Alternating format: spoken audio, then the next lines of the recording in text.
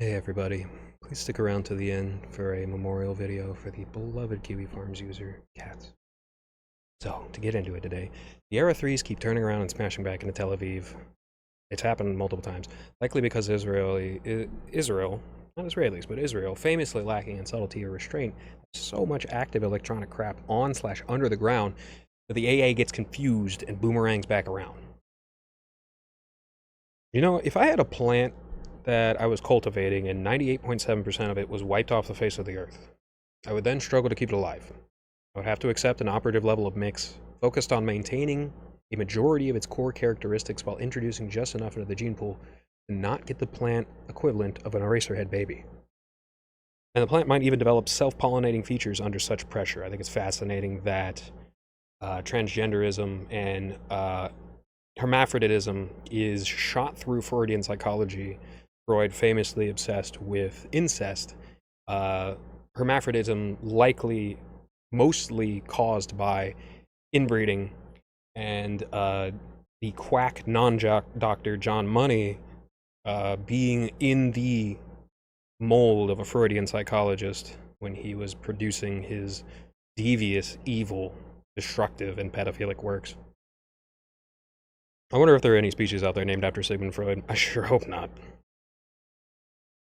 It's kind of terrifying to realize that, indeed, Hitler deeply understood the very type of evolution in the Jewish psyche that would produce Marx. It's written about extensively in Mein Kampf. And Marx himself hated religious Jews with a fiery passion. Most people don't know this. Very much a, red atheist. A militant atheist. So what in the hell happened to cause Hitler to kill 271,000 Jews and hundreds of thousands of other people? That's a lot of people. Why did Himmler despise Slavs so much? In what way was that supposed to stop more Marxists from manifesting? But I think something to note is we live with such incredible clarity in the space age that we often project that onto people in the past. They had completely different ways of thinking. They were not dumb. But I think the degree to which the sort of mystic thinking everybody does when they're a child shot through human existence for the longest time at all ages. People did actually believe in things like duendes and ghosts and the fae, because the science for understanding the actual preternatural manifestations of intellect, the archetypes and their kin, hadn't developed yet.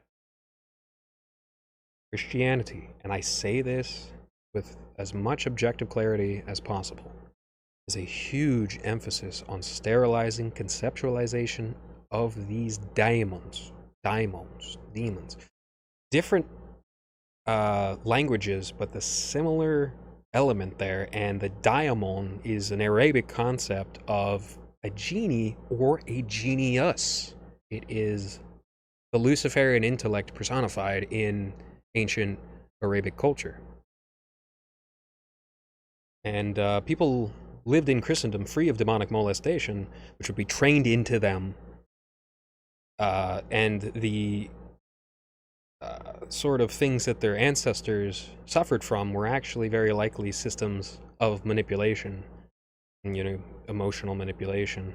Say you have a rock in the middle of a swamp, and you see like lights, people see lights around, and strange things happen, and sometimes people just randomly die around there. Well, turns out, pragmatically, realistically, there's a ton of uranium right underneath there, right close to the surface.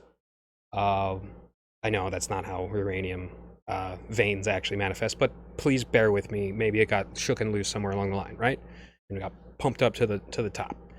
A bunch of nomadic tribesmen, they believe that that's an actual lowercase g god, this fracturing of divine realization manifesting in a bunch of like Hindu gods, polytheistic gods, the pantheon, etc., etc. The pantheon is getting closer and closer. And that's the fracturing of divine understanding. It's the thing that makes people lose respect for the word God. A lot of people have like a lot of respect for the word God, whether they spell it G/D or they refuse to utter the name of it or whatever. But uppercase G is the indication of either, training or a high intellect, a realization of the interconnectivitedness of things. And say this rock, gets taken on by a student of St. Patrick, say St. Banban, and he dispels the evil spirits in the land somehow. Maybe digs up the rock and then moves it somewhere else. Puts it deep underground in a dungeon. All his hands get burned carrying it, something like that, And then all of a sudden, bada bing, bada boom. All the nomadic tribesmen are just like, wow, your god must be real powerful.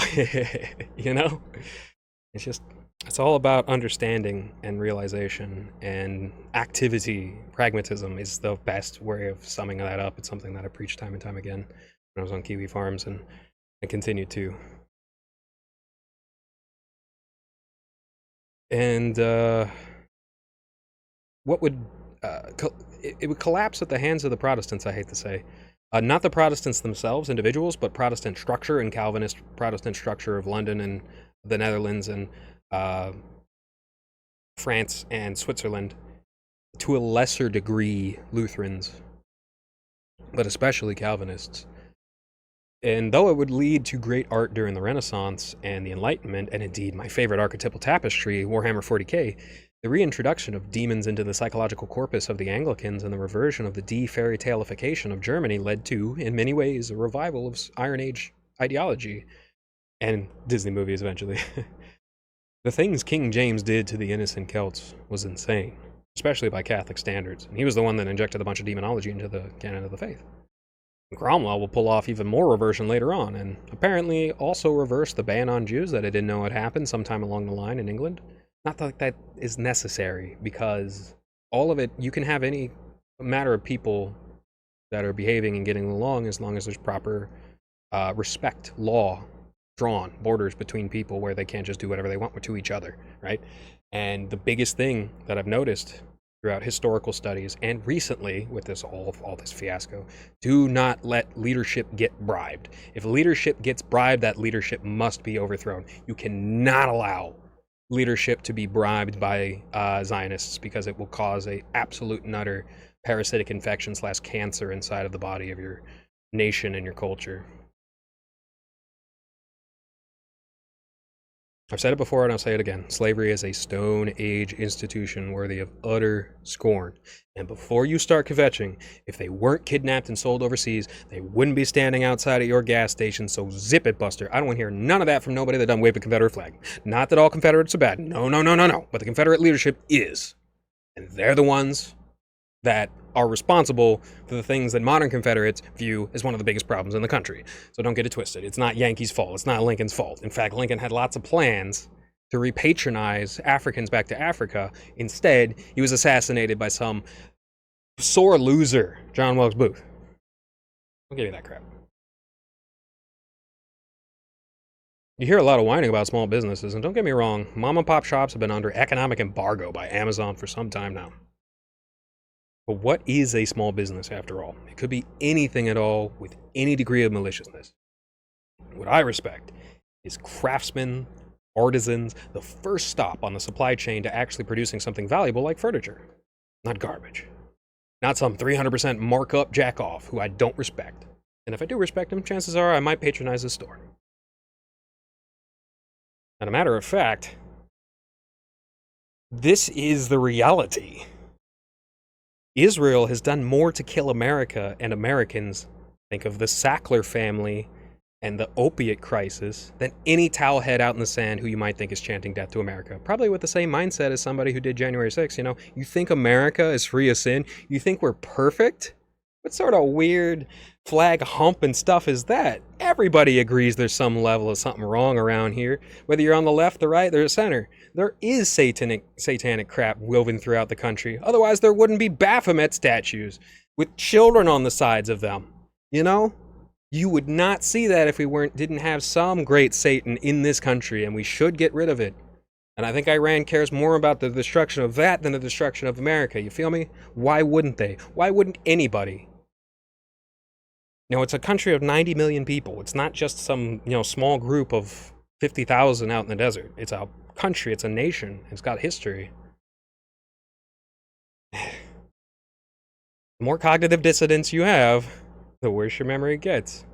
I think it's important to note how many facts don't care about your feelings, guys, that are making the case for war with Iran over the line that they hate us. I don't care who hates us. I don't care who hates me. If somebody asks me if I have a problem, I just pretend I don't hear them. I'm not startled easily, and if somebody's piping up at me, they're the one with the problem, not me. I just go about my business. Like, I've heard a couple of Zionists note how fortunate October 7th was for the anti-Iranian plans. One of the many, many reasons never to trust Zionists, because they do not care about Jewish life, and thus, there's nothing that they care about.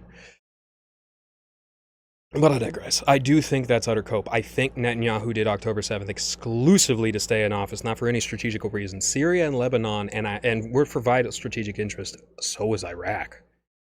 But what the world watched happen to Palestine, followed by an offensive attack against Iran, the world really despises that. They really, really do. If someone asks me if I have a problem, I just, I just walk along my own business. So why aren't we? You feel me? Like, I don't know why we got to get tangled up in this crap.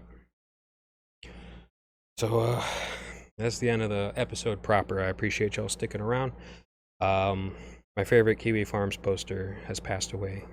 Cats. And after Noel screwed with him for no reason, he killed himself. I might actually be growing a genuine hatred for Noel, depending on how things turn out. Some people only have to get lucky once. Other people have to get lucky every day. It's a fascinating. Rest in peace, cats. You will be deeply, deeply missed.